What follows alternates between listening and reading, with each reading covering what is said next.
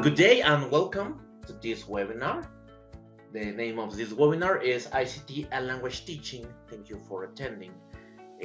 For this presentation, we have the participation of three very good teachers. Let me start with teacher Keila Martínez, teacher Fidencio López, and myself, teacher Oscar Luján.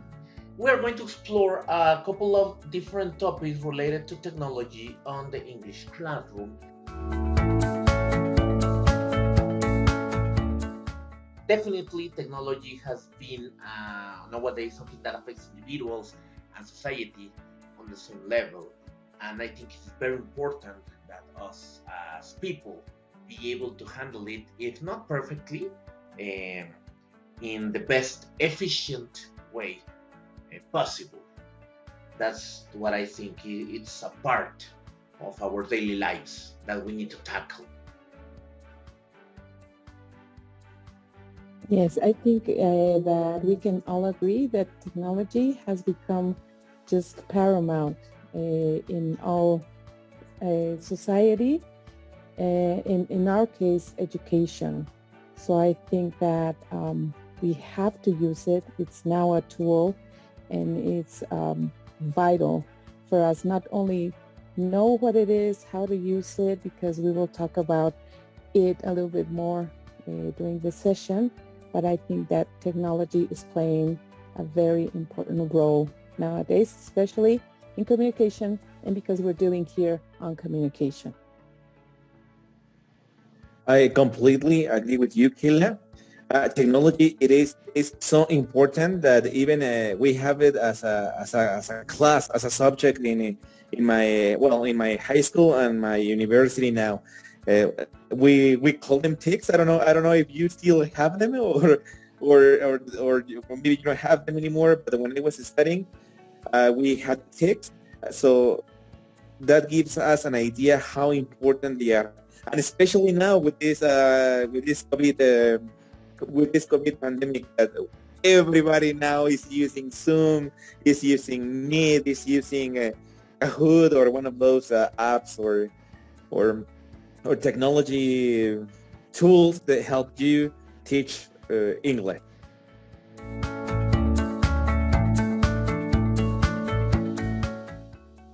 I believe one of the most interesting characteristics is the learner's autonomy.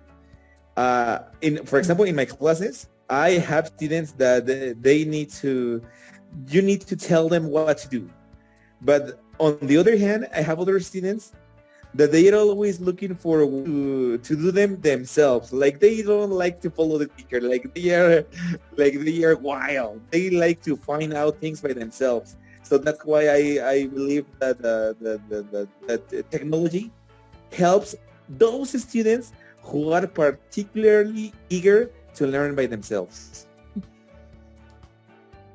I think one of the most important characteristics is, and it's interesting, the interconnection, the way that we're able to connect. We are a great example, connecting ourselves across the Mexican territory to provide a webinar for people to understand a lot about this.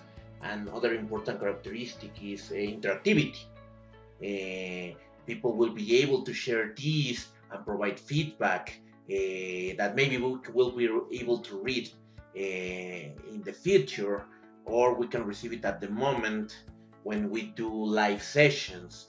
But I think these are the most important characteristics: the interconnection and the interactivity.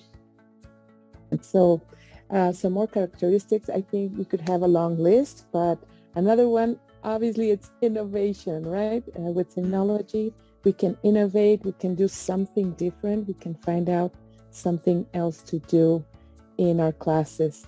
And another one can be that you can have everything in a digital format, and you can have it available, not only an online session, but also later where students can check things. So when you have a digital format, you can unify also what you want and what you ask students to do. So I think there are many more things we could mention. The advantages, I think we can get a lot from technology. And I think, or I believe that there are more advantages than disadvantages. Unfortunately, as you just mentioned, I think the greatest obstacles come from the society, right? The use of technology, availability for everyone and everywhere. So sometimes it's limited in certain places and for certain circles in society. I will repeat that because I think that's important here in Mexico, and as you mentioned, all the way down into Latin America. And so what another disadvantage that we would find is that sometimes students feel a little frustrated because they don't have the abilities to use this technology. So this is when I think we can come in and aid students.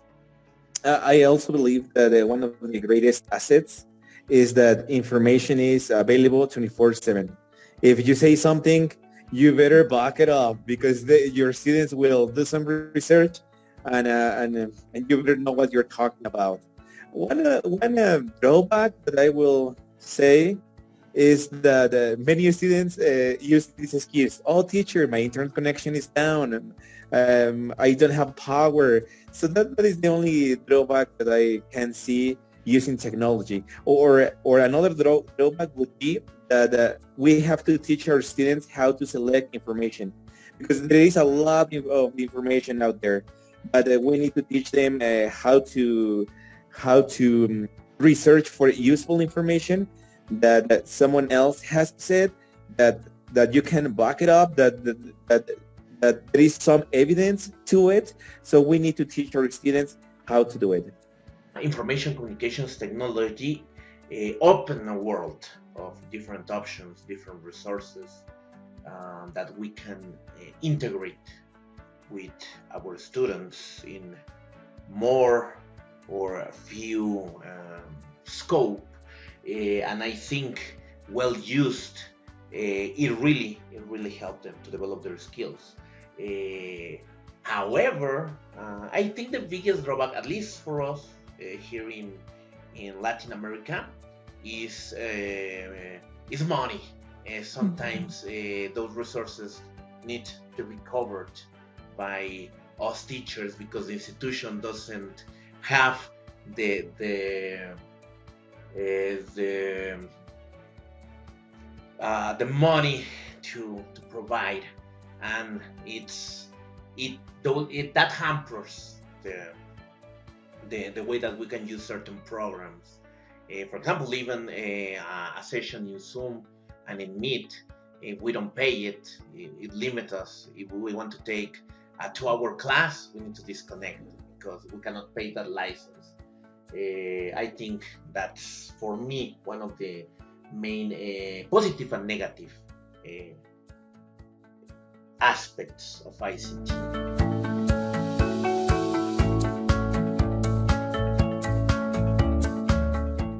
When we work with the institution, the teachers and the students, I think that one of the biggest benefits is that the tools can help to connect these three elements of the school in a way that help us not only to provide more effective classes that help our students develop their skills in a better way, but also for the systems that help the institution provide other services to work, not only the classroom, but also listing, the library, medical sessions, extracurricular activities. That doesn't mean that they need to depend on one another, but we can develop other tools that will help all the elements to reach higher levels of satisfaction for all of us, members of the school. I believe that my students are sick and tired of the same listenings, of the same readings. And you know what? I am also tired. I need new things because sometimes I feel like I am bored. So I love looking for new ways For example, in my previous classes, we played Call of Duty, and I think that they understood more than the actual listening exercise. We like movies. So sometimes I play like little parts, and then I ask my students what did they understand. What did you imagine what is he going to say, what are they wearing. So I try to use these questions because I feel like they see the language in a more natural way, in a more authentic way. So I try to follow the book because I have to follow the book, because if not, my boss is going to say something to me. But I try to use other technological tools that help me that help my students understand the topic better. Other benefits of using technology. Okay, so they call it ICT, right? So because it's communication technology, and language teachers, that's what we want to do, right? Help students communicate. So this is one benefit of using technology. And there's this connection, as you mentioned earlier, Oscar, this interconnectivity will help develop these skills, the language skills that we have to work with. And we can imagine how important it became in these last 2 years, in which technology just came into the scene, and it was the only thing we had available, right? Not only to be in contact, but to deliver and give information to students, to our workplaces, and many other things. So it has been an important, an important tool for all of us.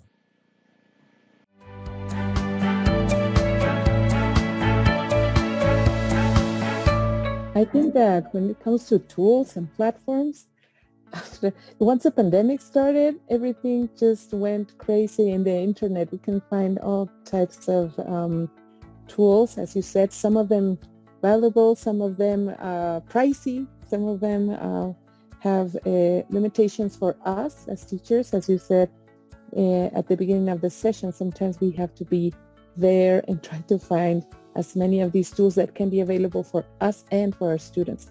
So isn't it interesting that we could share and use different tools, such as a specific platform and then a website that can provide information, in another application that in which our students can communicate, like media, social media. So there's a mix, and we can make just a pretty nice box of goodies in our classroom.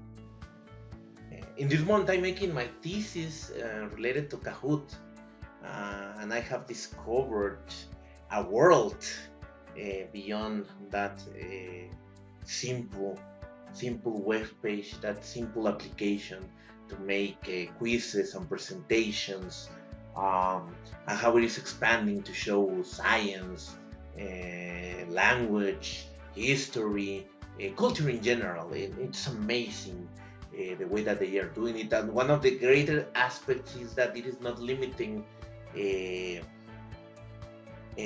people just because they cannot afford to pay it. If you pay it, you have access to certain development creation tools that help you to make up the system. But even with that, you can do so much. You can do a lot of things. You can see presentations about many topics. So I cannot recommend it enough. And on the same order, we have Bamboozle, we have quizzes, we have I forgot this last one, but this helps you a lot for students to be prepared, not only to apply their knowledge, but it also helps them to be less stressed when the test came, because they are more prepared to tackle them. One tool that I really enjoy is Wordwall. You can find random wheels, open the box, anagrams, flip tiles, random cards, matching pairs, questionnaires. I think that I really enjoyed that tool because it helps the students to produce what you're asking from them. Like if you are asking them to use the present continuous, this tool helps them to construct the sentences, so it's not really difficult for them. So if you have the chance, I really advise you to check it out. And another thing is that I know for a fact that my students love reading. So there is this website that you can read Penguin books for free. Actually, you can download them too. So you can find titles such as Pirates of the Caribbean, my favorite one, The Count of Monte Cristo, or Pride and Prejudice. You can find a lot of actually pretty good books, and I know that my students love Penguin books, so that's why I researched for that particular web page. So if you also have the time, or if you want, I can send you the links so you can so you can check them out later on.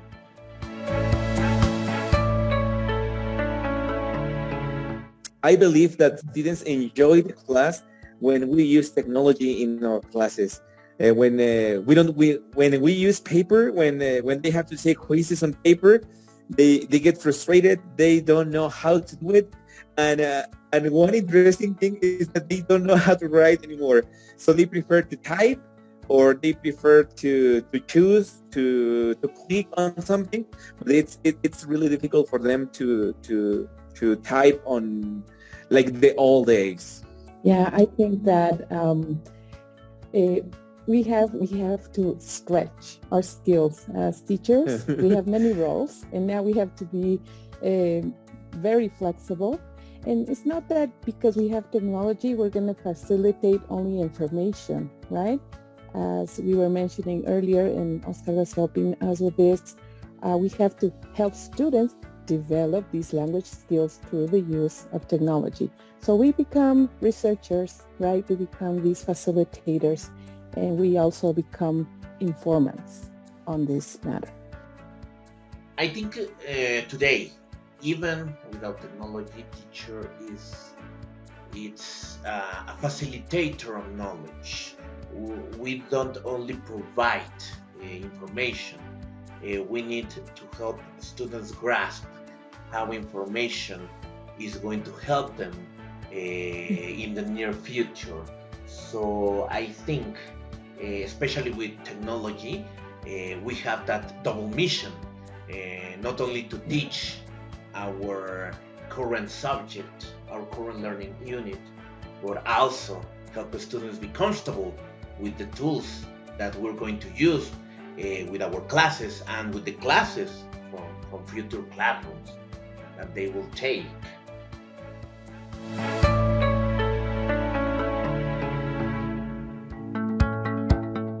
Well, I would like to divide the creativity in two parts. One part is like our creativity as teachers, what to do with technology in our classes, right? Some of us have both online classes or blended, right, a program. And so here is when it comes to find all the resources available. On the other hand, I would like to talk about creativity that can be developed in students, right? Because we have this technology, we can connect them easily in a synchronous or asynchronous way. They can be writing, they can be speaking and sharing information. So I think also creativity will build up the learning process of language. Many of us English scholars, not only teachers, linguists, translators, etc., have developed a deep sense of reasoning, lateral thinking, critical thinking. We're always trying to tackle different ways to provide our work. So it's undoubtedly important to understand understand that, and now focusing on us teachers, that I think no one can put into question the way that we develop our classes today than it was 20 years ago. It's infinitely better. We are creating a lot of material, we're interchanging material, we're moving our planning to that. So I think it's something that we have already, and some of us even are still learning new ways and adapting to what we have. So I think in that regard, we are on the good path. I believe that you're right, Keila, because, for example, in my university, English is one of the most, let's say, difficult classes, because we have a lot of students who are failing the class. So we as teachers need to find new ways for them to love the language, not just to pass the class. We need them to love, to enjoy the class, and really learn something, because that's what they really remember. When they like something, they remember it. If they don't like something, they are not going to remember it. So we need to find ways for them and us to connect through technology.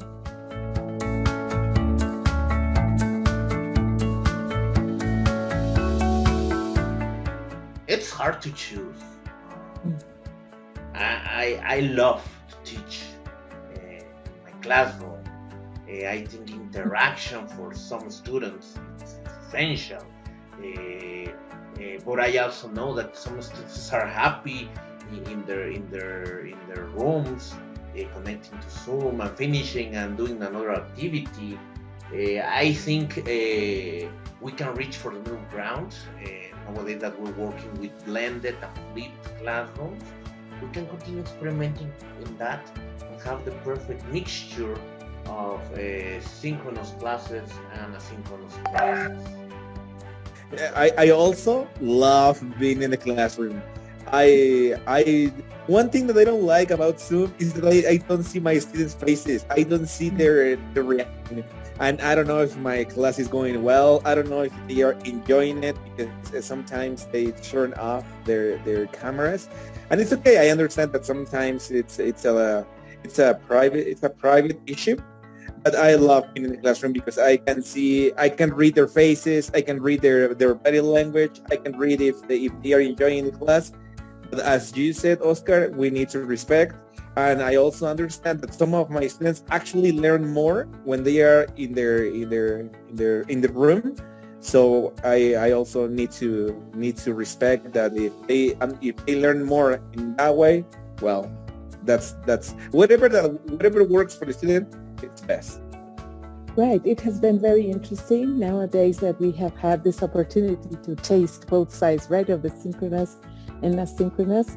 And I have found, for example, that in asynchronous, or when you have something that you gave your students for them to do later, some quiet ones have just boosted, like their skills have boosted, and now they feel more confident. When we come into the synchronous or we come an online session, they're speaking, right? I don't know how or why they feel more comfortable. Maybe everybody loves the camera and they just want to be participating. That's another thing or phenomena that I found out during this time. So I think we can find benefits on both, and also some drawbacks, right? Like, for example, if it's asynchronous and then you didn't see it and then it's not on time, and in the same way, I think that we can find both sides.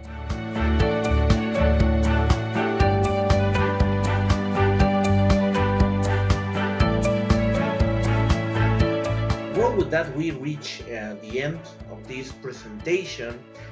Thank you very much, Teacher Keila. Thank you very much, Teacher Fidencio. My pleasure. We expect to get a lot of feedback from this one. And thank you to all of us who are watching us.